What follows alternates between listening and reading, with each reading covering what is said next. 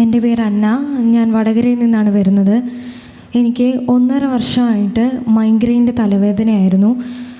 ഒന്നും വായിക്കാൻ പോലും പറ്റാത്തൊരവസ്ഥയിലേക്കായിരുന്നു. വളരെ വേദനയായിരുന്നു.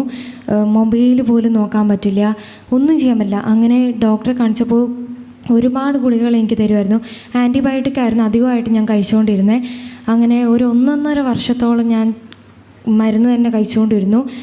അങ്ങനെ ഒരു 3 മാസങ്ങൾക്ക് മുമ്പ് അമ്മ ഇവിടെ വന്നായിരുന്നു, ഒരു കൗൺസിലിങ്ങിൽ കൂടി. ബ്രദർ പറഞ്ഞു, അന്ന എന്നുള്ളൊരു മകളുണ്ടല്ലോ, മകൾക്ക് തലവേദനയാണല്ലോ, എന്നെ വന്ന് കാണാൻ പറഞ്ഞു.